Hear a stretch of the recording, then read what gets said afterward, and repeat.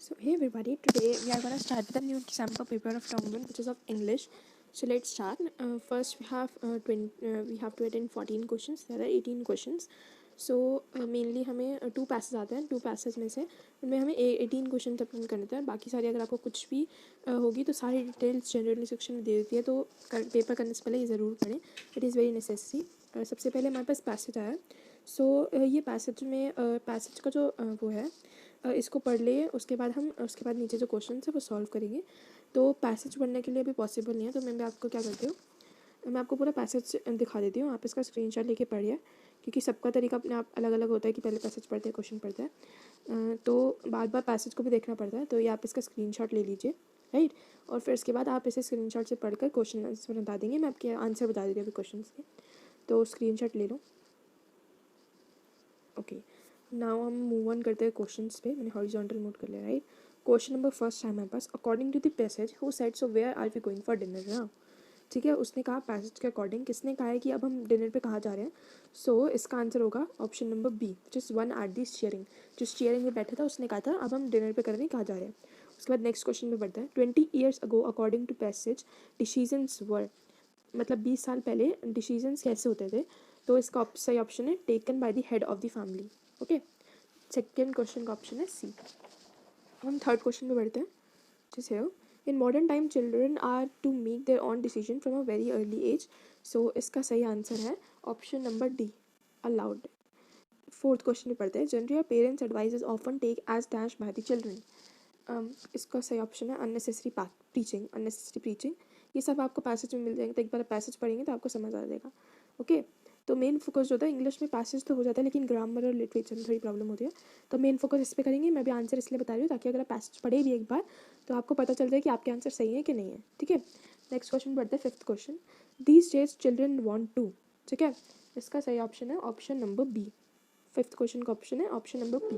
Next question में बढ़ते हैं. Question number 6 which is the message conveyed by this passage is that parents should.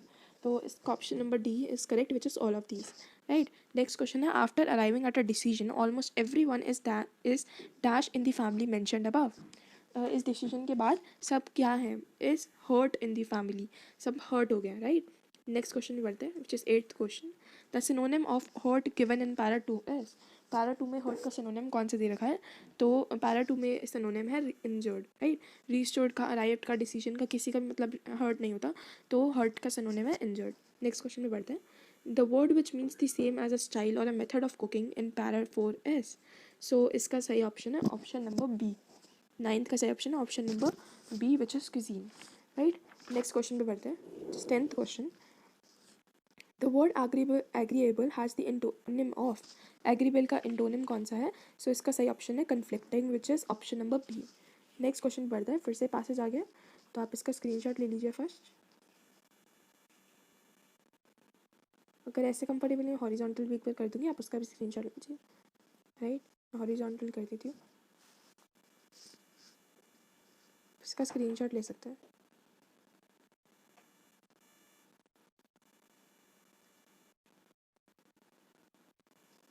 बस ये इतना ही है, राइट.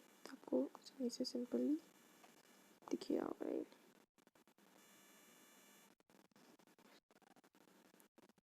अब हम क्वेश्चन पे बढ़ते हैं, which is question number 11, right. So इसमें है it is good to commit yourself for everything. So इसका सही ऑप्शन होगा ऑप्शन नंबर सी. इसका right option option number C, which is to being 15 minutes early is the right option. 12th question में बढ़ते हैं. To be punctual we should get up at the right time, which is option number B. 13th question. It is a good habit to reach your workplace in time and calculate the time before starting any work. Option number D, which is both A and B. Question number 14. According to the passage, the watch should be set. Passage के according किस time पे set होनी चाहिए watch, which is 2 minutes ahead set होनी चाहिए, right. 15th question में पढ़ते हैं. The writer suggests to keep the watch accurate, right. Next question पढ़ते हैं. 16th question. According to the passage, students should get up. Passage के according students को कब उठना चाहिए, बिटवीन 5 to 6 AM. आप सब कितने बजे उठते हैं कमेंट सेक्शन में लिखना मत भूलिएगा, right. Proper time dash helps everyone let us stress free life. Proper time management helps everyone let us stress free life. 18th question पढ़ते हैं. Which one of the following is not a time management tip, management की tip कौन सी नहीं है, तो इसका option number सी होगा, remove important task from do do list, right. Next question बढ़ता है जो हमारा सबसे मेन है, ग्रामर एंड राइटिंग। सो इसमें बढ़ता है, it would be quite fun to do it. सबसे पहले 19th क्वेश्चन आया, she dash visit her grandparents house during holidays, और इसका हो सकता है कि वो जा भी सकती है, शी माइट विजिट, जा भी सकती है, नहीं भी जा सकती। सो इसका सही ऑप्शन होगा option number D. 20th question पे बढ़ता है, Joey dash from the vacation just now, option number A is the correct, Joey has returned from the vacation just now. Okay, next question में पढ़ते हैं, dash exam copies are still unchecked. So 21 question है, इसका सही option होगा a few. Few होता है और अ फ्यू में क्या फ़र्क होता है, जो अ फ्यू होता है ना वो पर्टिकुलर चीज़ के लिए होता है, जिस particular exam copies are unchecked, और फ्यू हो जाता है वो उससे ज़्यादा नंबर्स के लिए होता है, तो हम अ फ्यू यूज़ करेंगे इसमें। नेक्स्ट पे बढ़ते हैं। सो नेक्स्ट क्वेश्चन हमारा 22 question which is she said bring a glass of water please. So 22nd question है जिसका सही ऑप्शन है ऑप्शन नंबर बी। तो हम देखते हैं कि इसमें गलत क्या है, राइट। इसमें लिखा है she commands me to bring a glass of water please, तो इसमें इसने प्लीज़ कह दिया, राइट। प्लीज़ कह दिया तो उसने रिक्वेस्ट ही किया, कमांड नहीं किया, ऑर्डर नहीं किया, कुछ नहीं किया। सो सिंपली हमारा कमांड और ऑर्डर वाला तो कट ही जाएगा क्योंकि उसने प्लीज़ कह दिया। अब उसने कहा she asked me to brought a glass of water, brought तो ही नहीं सकता, ब्रिंग ही होगा, राइट। सो ये भी कट गया, तो सही ऑप्शन कौन सा है, option number B. Next question पढ़ता है, she said to him it is good to see you, उसने उससे कहा कि it is good to see you. So 23 का राइट क्वेश्चन है A part, which is she exclaimed, उसने मतलब उसने एक्सक्लेम करते कहा that it was good to see him. Okay, so इसमें उसने कहा, इसमें क्या है, that she was happy to see him, ये गलत हो जाएगा, शी नहीं आना चाहिए, इट वॉज गुड होना चाहिए, क्योंकि इट और शी में आप देख सकते हैं। उसके बाद she exclaim that it is good to see him, that it is good to see him, लेकिन वॉज आएगा इसमें, राइट, ये भी गलत हो गया। She exclaim that it was good to see me की तो बात ही नहीं, उसकी बात हुई है, और इसमें होगा हिम, राइट। सो ये भी गलत हो गया, राइट। नेक्स्ट पे बढ़ते हैं, many a man dash suffer during partition, many a man which is has suffer during partition, right. इसका सही ऑप्शन होगा option number B which is has, which is of 24th question, option number B is the correct one.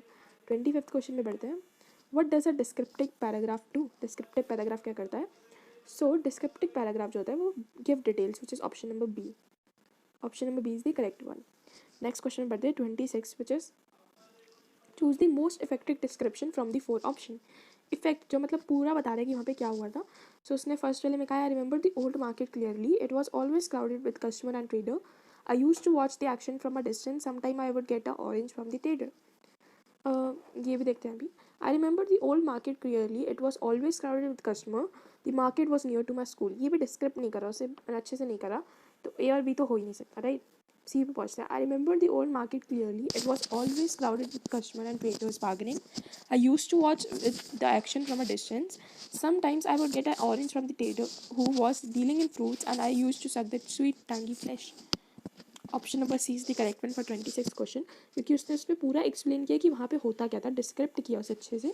So option number C is the correct one, right. और D में ऐसा क्यों नहीं है, D में तो बहुत ही कम दे रखा है पैराग्राफ में, डिस्क्रिप्ट नहीं करा था। It was always crowded customers and trading bargaining, I use to watch the action from a distance, तो इसने भी डिस्क्रिप्ट नहीं करा था, तो ये भी गलत है। 27 क्वेश्चन पे बढ़ता है, what is the reason to write a descriptive essay, descriptive essay को लिखने का रीज़न क्या होता है। 27 का होगा answer number A, to allow the reader to grasp the writer's idea through the reader's sense of sight, smell, taste, sound and touch, right। 28 question पे बढ़ता है, short story is based on, short story is based on a single theme, multiple theme पे novels based होती है, लेकिन short story या story जो होती है सिंगल थीम पे बेस्ड होती है, ठीक है। और किसी ने नॉवल पढ़ी होगी तो देखा हो तो बहुत सारे चैप्टर्स होते हैं डिफरेंट डिफरेंट, और उसमें उसी मेन करेक्टर की बात होती है, लेकिन चैप्टर्स अलग होते हैं। So it has a multiple theme अगर इसमें नॉवल लिखा होता। 29 क्वेश्चन करते हैं, this here the crucial part of the stories, crucial part क्या होता है। सो स्टोरी का क्रूशियल पार्ट होता है प्लॉट, प्लॉट करना ही स्टोरी का क्रूशियल पार्ट होता है। नेक्स्ट पे बढ़ता है, theme of a story may be happy, negative और न्यूट्रल। सो इसका ऑप्शन होगा option number D which is all of these, right. अब लिटरेचर पे बढ़ते हैं। सो इसमें भी हमें पढ़ रखा है, आप इसका स्क्रीनशॉट ले सकते हैं अगर आपको इसे पढ़ना है, राइट। सो हम नेक्स्ट पे बढ़ते हैं, ट्रूली ब्यूटीफुल माइंड का केस स्टडी क्वेश्चन है। सो लेट्स डू इट, ठीक है। इसमें है, Mileva Marek did not come to the University of Zurich. It was the only university which gave degrees to women. So ये सही है, दोनों सही है, ठीक है। लेकिन इसमें कहा है कि Mileva Maric didn't come to university of Zurich, तो ये गलत हो जाएगा क्योंकि वो तो आई थी, तभी तो आइंस्टाइन उससे मिला था ना, राइट। और ये सही है कि जो ज्यूरिख यूनिवर्सिटी थी वो एक ओनली जो यूनिवर्सिटी थी जो लड़कियों को डिग्री देती थी। जो 31 का ऑप्शन होगा, option number B. Next question पढ़ते हैं, where did Einstein decided to study after finishing school. Einstein ने स्विट्ज़रलैंड में पढ़ने की कोशिश सोची थी जब वो स्कूल ख़त्म हो जाता, ठीक है उसका। अब 33 क्वेश्चन पे बढ़ते हैं, नहीं सॉरी 32 क्वेश्चन में ऑप्शन नंबर सी होगा, ऑप्शन नंबर सी, राइट।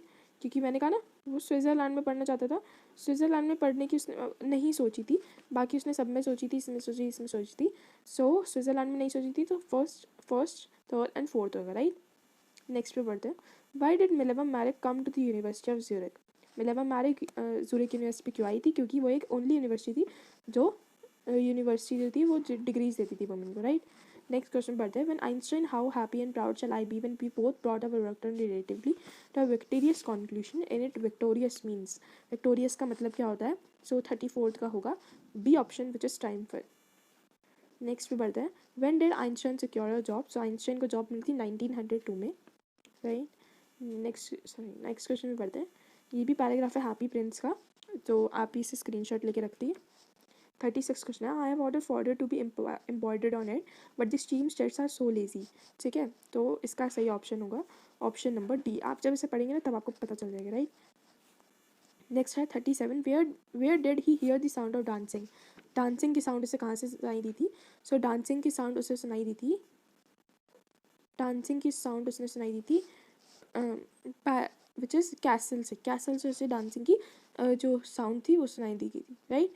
38 क्वेश्चन पे बढ़ते हैं, फर्स्ट ओनली पैलेस, पैलेस पे सुनाई थी। नेक्स्ट बढ़ते हैं, who has a dress why, किसके पास उसकी ड्रेस थी और क्यों थी। सो स्टीम स्ट्रेस के पास उसकी ड्रेस थी, राइट, क्योंकि ये रहा जो ऑनर थी। So option number B is the correct one for this. Next question बढ़ते हैं 39 question which is, where did a beautiful girl come out with her lover. So balcony से आई थी वो, राइट। नेक्स्ट क्वेश्चन पे बढ़ता है, who is not lazy when it comes to ordering flowers to be embroidered on my dress. कौन lazy नहीं है, ठीक है। तो उसने कहा है कि कौन लेजी नहीं है। सो जो उसने कहा कि टेलर सीमस्ट्रेस थी वो लेजी थी तभी उसकी ड्रेस नहीं मिल रही थी। So option number C is the correct one, जिसमें फर्स्ट सेकंड थर्ड है, ये तीनों लेजी नहीं है, ये तीनों लेजी नहीं है, ये लेजी थी सीमस्ट्रेस। नेक्स्ट पे बढ़ते हैं, ये रेन ऑन द रूफ का, आप इसका भी स्क्रीनशॉट ले सकते हैं। नेक्स्ट बढ़ते हैं, question number 41, who are darling dreamers in this poem. So इसका ऑप्शन नंबर ए होगा, चिल्ड्रन जब अपनी मदर्स को मिस करते हैं। 42 क्वेश्चन पढ़ते हैं, what tinkles on the shingles, rain drops. 43, what makes an echo in poet's mind, poet's mind के में कौन इको पढ़ता है। So it is 43 C which is music of pattering. Where is the rain making noise, तो वो roof में बढ़िया, आपको जो चैप्टर के नेम से पता है रेन ऑन दी रूफ। सो वो रूफ पे जो है वो पैटरिंग की वॉइस कर रही है। 45th question, trace a word from the extract which means memories, which means recollections, which is option number B is the correct one. 46th question, passage once again, and next question is 46. 46th question is, where was the Shanai played traditionally.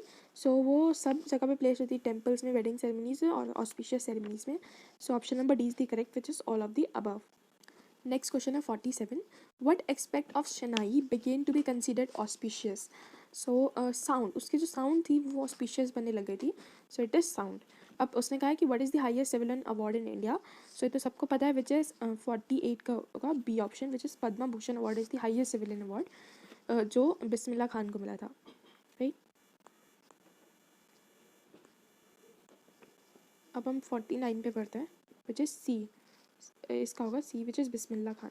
बिस्मिल्लाह खान ने change कर दी। Next पे बढ़ते हैं, in the past the shehnai was a part of naubat और traditional agency of 9 instruments, जो 9 instruments होते थे। ऑप्शन नंबर ए। अब ये क्वेश्चन है, इसमें इसने पैराग्राफ नहीं दिया, सो हम ये अटेम्प्ट करेंगे which is, who did the happy Prince send his second sapphire for.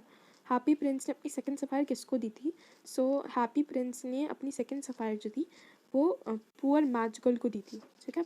Next बढ़ते हैं, in which standard Abdul was when his new teacher with a conservative mind had come to his class. कौन सी class में थे वो। सो जो अब्दुल जी थे वो 5th स्टैंडर्ड में थे जब वो टीचर ने उन्हें उनके साथ बैठने में मना किया था। 53 क्वेश्चन पे बढ़ते हैं, से what type of look did the ticket collector give to the grandfather, कौन सी लुक उसने दी थी, तो उसने हैप्पी और ट्रिम्फेट लुक दी थी ग्रैंडफादर को। नेक्स्ट क्वेश्चन बढ़ते हैं 54। In the poem A Legend of Northland, why can't people sleep through the winter nights in Northland? So वो विंटर नाइट पे क्यों नहीं सो पाते थे, क्योंकि वो जो नाइट्स होती थी वो बहुत लंबी होती थी। ठीक है, 54 का बी। 55 क्वेश्चन पे पढ़ते हैं। Why was KG afraid of a father, क्योंकि वो उसे मारते थे, उससे बात नहीं करते थे और हार्शली स्पीक करते थे उससे, इसलिए वो उससे डरती थी अपने पापा से। 56 question, what is Tommy referring to a waste, जो उसे पुरानी मिली थी वो उसे वेस्ट बोलता था, right. 57 question, what did the grandfather tell the narrator about his trip afterwards, तो उन्होंने क्या बताया था उसे, उसने बताया था कि उसने जो मिसचीव्स की थी टोटो ने जो मिसचीव्स की थी उसके बारे में बताया था। Option number B is the correct for 57 question, which is next question पढ़ते हैं। What did Saint Peter ask from the little woman, तो सेंट पीटर ने लिटिल वुमन से क्या मांगा था, तो उसने सिर्फ एक सिंगल केक मांगा था लिटिल वुमन से, पर उसने वो भी नहीं दिया उसे, तो वो गुस्सा होकर उसने उसे श्राप दे दिया, कर्स दे दिया, राइट। नेक्स्ट पे पढ़ते हैं। What did the school head master say about Einstein, Einstein के स्कूल मैटर उस पर क्या बोलते थे, तो वो बोलते थे he can't get success in anything, क्योंकि वो किसी भी सब्जेक्ट में अच्छा नहीं था, तो वो उससे कहते थे सक्सेस नहीं मिलेगा। बट आपको भी पता है, हमें भी पता है कि आइंस्टाइन को कितना सक्सेस मिल गया। सो आइंस्टाइन अपने हेड मास्टर की बात भी गलत कर दी, राइट। नेक्स्ट क्वेश्चन में बढ़ता है। In little girl who made you and cry in the house, so little girl जो चैप्टर था उसमें सबने किसने ज़्यादा क्राई मचा दी, तो वो थे केजिया के पापा, क्योंकि जब उनके पेपर्स घूम गए थे, जब केजिया ने उनसे क्वेश्चन बना दिए थे उनके पेपर सारे फाड़ के, सो उन्होंने पूरा शोर मचा दिया था घर पे। सो